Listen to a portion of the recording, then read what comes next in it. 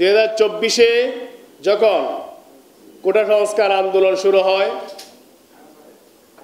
তখন কিন্তু ছাত্রলীগ ব্যতীত অন্যান্য সকল ছাত্র সংগঠন এই আন্দোলনে স্বতঃস্ফূর্তভাবে অংশগ্রহণ করে। পরবর্তী সময়ে আমরা দেখেছি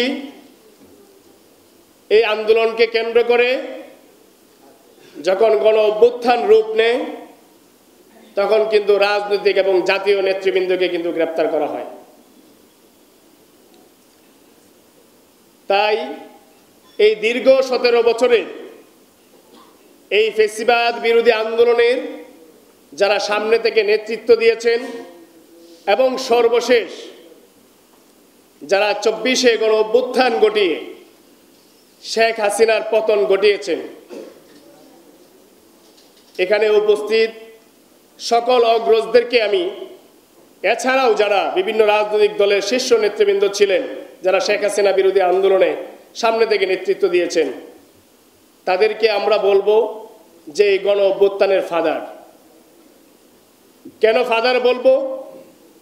আজকে যার অনুষ্ঠানে বক্তব্য রাখছি এই শেখ হাসিনার বিরুদ্ধে কথা বলতে গিয়ে 2015 সালের 24শে ফেব্রুয়ারি মাহমুদুর রহমান মান্না ভাইকে ডিবি পুলিশ তার বাসা থেকে গ্রেপ্তার করে। দীর্ঘ 22 মাস মাহমুদুর রহমান মান্না ভাইকে জেলে থাকতে হয়েছিল। আমরা যারা এই 24-এর গণ অভ্যুত্থানে, আমার নাগরিক পার্টির ভাইরাও এখানে আছেন, আমরা যারা নেতৃত্ব দিয়েছি, আমরা কেন জানি ভুলে যাচ্ছি যে এই দীর্ঘ 17 বছর যে সকল জাতীয় নেতৃবৃন্দ, শিক্ষক সমাজের প্রতিনিধি যারা রাজপথে দাঁড়িয়ে এই শেখ হাসিনার বিরুদ্ধে কথা বলেছেন এবং শেখ হাসিনার এই গুলির মুখে দাঁড়িয়ে এই 24-এও অনেক শিক্ষক, বুদ্ধিজীবী, রাজনীতিবিদ, সুশীল সমাজের একটি অংশ এবং চলচ্চিত্র অঙ্গনেরও কিছু মানুষ কিন্তু রাজপথে দাঁড়িয়েছেন। কিন্তু আমরা ক্ষমতার লোভে বর্তমানে সেই সকল শিক্ষক, রাজনীতিবিদদেরকে আমরা কিন্তু বিদ্রূপ করছি, তাদের সম্পর্কে কটু কথা বলছি, যার ফলে কিন্তু এই অনৈক্য দেখা দিয়েছে। সম্মানিত উপস্থিতি, আজকের এই যে অনৈক্য, এই অনৈক্যের পিছনে মূল কারণ হচ্ছে ক্ষমতার দ্বন্দ্ব। একটি দল কিংবা একটি গোষ্ঠী এই সচিবালয়কে দখল করে ক্ষমতা দখলের চিন্তায় মগ্ন হয়েছে। তারা কোনোভাবেই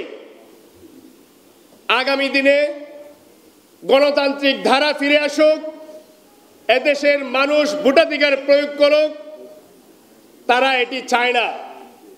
তারা মনে করেছে যে এই সচিবালয় দখল করেছি, আগামী দিনে বাংলাদেশ দখল করব, কোনো ভোটের প্রয়োজন নেই। ভাই সব, আপনাদের উদ্দেশ্যে বলি, শেখ হাসিনা কিন্তু বিগত 17 বছরে এই সচিবালয় থেকে একদম রুট লেভেল পর্যন্ত সকল স্তরেই কিন্তু আওয়ামী লীগের লোকজনের পদায়ন দিয়েছিলেন। কিন্তু 24-এর গণ অভ্যুত্থানে, ছাত্র জনতার গণ অভ্যুত্থানে কিন্তু তারা কিন্তু দেশ ছেড়ে পালিয়ে যেতে বাধ্য হয়েছে।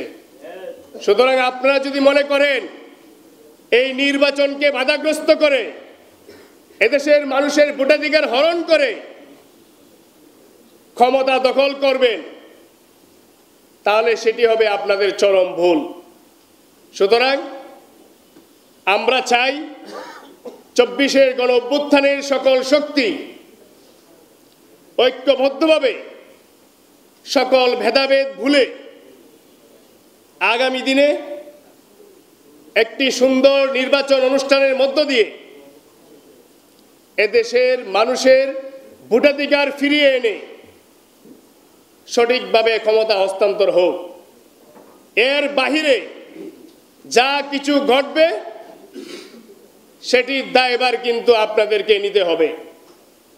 সুতরাং বর্তমান বাংলাদেশের যে পরিস্থিতি, এই পরিস্থিতিতে ঐক্যের কোনো বিকল্প নেই। গণ অধিকার পরিষদ মনে করে রাজনৈতিক সমঝোতার মাধ্যমে সকল সমস্যা উত্তরণ সম্ভব। তাই আজকের এই আলোচনা সভায় গণ অধিকার পরিষদের পক্ষ থেকে আহ্বান সকল রাজনৈতিক দলের প্রতি, আসুন ঐক্যবদ্ধভাবে আমরা বাংলাদেশে আর কোনো ফ্যাসিস্ট যাতে কেউ না হয়ে উঠতে পারে সেই পথে হাঁটি এবং গণতান্ত্রিক উপায়ে এদেশের মানুষের ভোটাধিকার প্রয়োগের মাধ্যমে ক্ষমতা হস্তান্তরে সহযোগিতা করি। ধন্যবাদ সবাইকে।